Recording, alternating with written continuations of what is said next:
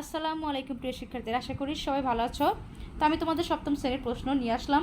ষান্মাসিক সামষ্টিক মূল্যায়ন পরীক্ষা 2024 গণিত সপ্তম শ্রেণীর শিক্ষার্থীর জন্য কিছু নির্দেশনা দেখো।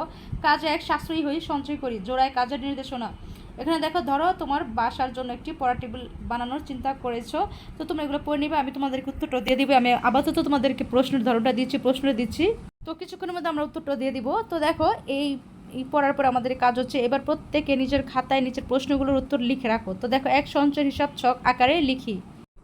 তারপর দেখো, 2 সংখ্যাগুলো কি ছকের মাধ্যমে সূচাকারে প্রকাশ করা যাবে ব্যাখ্যা দাও।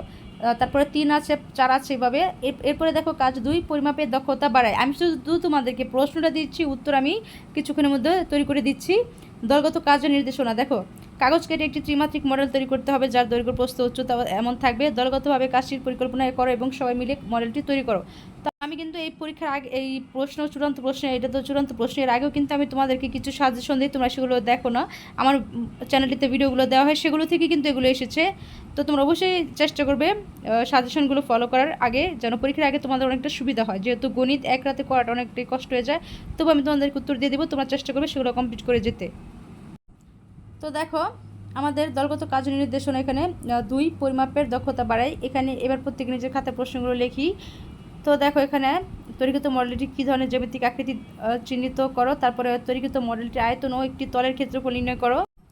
তারপরে দেখো, তৈরিকৃত মডেলটি সম্পূর্ণ তলের ক্ষেত্রফল নির্ণয় করা সম্ভব কিনা উত্তরের সপক্ষে যুক্তি দাও। এরপর দেখো, কাজ 4, সাশ্রয়ী হই সঞ্চয় করি। এই উল্লিখিত টেবিলটির একটি পৃষ্ঠের ক্ষেত্রফল ও তৈরিকৃত মডেলটির একটি পৃষ্ঠের ক্ষেত্রফলের অনুপাত কত হবে। এটি কিন্তু 2-এরই, এই যে 3-এর পরে দেখো 4, 5। তো আমাদের 2 নঙ্গে কিন্তু 5টা প্রশ্নের উত্তর দিতে হবে। দেখো, 5 আছে আমাদের। কাজ 1, সাশ্রয়ী সঞ্চয় করি। এই উল্লিখিত টেবিলে সমগ্র পৃষ্ঠতলের ক্ষেত্রফলের সাপেক্ষে তৈরিকৃত মডেলটির সমগ্র তলের ক্ষেত্রফলকে শতকরা প্রকাশ করো। তো এই যে এগুলো কিন্তু আমাদের 2 নঙের প্রশ্ন। তো দেখো, এবার আমরা যাব কাজ 3-এ, গাণিতিক সূত্র যাচাই করে দেখি।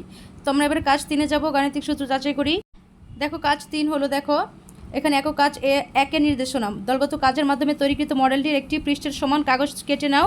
এবার নিচের সূত্রগুলো থেকে লটারির মাধ্যমে প্রাপ্ত যে কোনো একটি সূত্র বেছে নাও। অতঃপর উক্ত কাগজটিতে রং করে একটি মডেল তৈরির মাধ্যমে সূত্রটি প্রমাণ করো।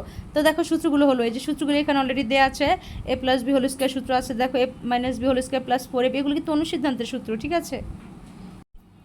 তো দেখো, এখানে অনুসন্ধানের সূত্রগুলো তোমরা একটু দেখে নাও, সুন্দর করে এখানে দেওয়া আছে।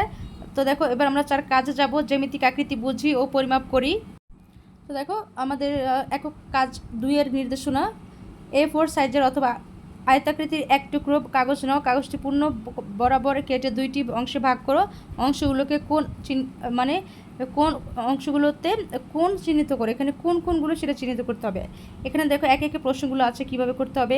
1, কেটে নেওয়া অংশ 2টি কোন ধরনের জ্যামিতিক আকৃতি নির্দেশ করে, আকৃতি 2টির বৈশিষ্ট্য লেখো। তারপর দেখো, চাঁদার সাহায্যে যে কোনো একটি আকৃতির কোণগুলো পরিমাপ করে যোগফল নির্ণয় করো। 3, 2 নঙে উল্লিখিত আকৃতিটির বাহুগুলো যে কোনো এককে পরিমাপ করে এবং বাহুগুলোর মানকে হর ও লব হিসেবে ব্যবহার করে যতগুলো সম্ভব প্রকৃত ভগ্নাংশ তৈরি করো। তো আমি এর উত্তরগুলো তোমাদেরকে দিয়ে দেবো, চ্যানেল সাবস্ক্রাইব করে রেখো। আমি এর উত্তরগুলো শীঘ্রই দিয়ে দিব, তৈরি হচ্ছে উত্তরগুলো, তাই তোমাদেরকে সেগুলো আমরা দিয়ে দিব। তো আমরা কিন্তু উত্তরগুলো খুব দ্রুত দিয়ে দিব, তাই তোমরা একটু এখনই আমি তোমাদেরকে প্রশ্নটা দিয়ে দিলাম, যেন তোমরাও কিছুটা উত্তর তৈরি করতে থাকো নিজে নিজে। এরপর আমি তো তোমাদেরকে উত্তর তৈরি করে দিবই। তোমরা অবশ্যই চ্যানেলটি সাবস্ক্রাইব করে রেখো, বেল আইকন প্রেস করে রাখো, যেন যখন এই উত্তরগুলো দিয়ে দিই তোমরা যেন এক নজরে দেখলেই হয়ে যাবে ইনশাআল্লাহ। ভয় পাওয়ার কিছু নেই, পারবে তোমরা। তারপর দেখো, আমাদের 3, 4 আরও প্রশ্ন আছে। 3, দেখো 2 নঙে উল্লিখিত আকৃতিটির বাহুগুলো যে কোনো এককে পরিমাপ করে এবং বাহুগুলোর মানকে হর ও লব হিসেবে ব্যবহার করে যতগুলো সময় প্রকৃত ভগ্নাংশ তৈরি করো। 4, 3 নঙে প্রাপ্ত প্রত্যেকটি প্রকৃত ভগ্নাংশের 3টি করে গুণিতক নির্ণয় করো। 5, 3 নং প্রাপ্ত প্রকৃত ভগ্নাংশগুলিকে সমহর বিশিষ্ট ভগ্নাংশ রূপান্তরের মাধ্যমে লসাগু নির্ণয় করো। তো এই ছিল আমাদের প্রশ্নটা, এবং এই 2টা পেজে আমাদের প্রশ্ন আছে। তো তোমরা সাবস্ক্রাইব করে রাখো, আমি নেক্সট উত্তরগুলো দিয়ে দিচ্ছি। তো আমি বিদায় নিচ্ছি, সবাই ভালো থেকো, সুস্থ থেকো, ভালো করে পরীক্ষার প্রস্তুতি নাও। আল্লাহ হাফেজ।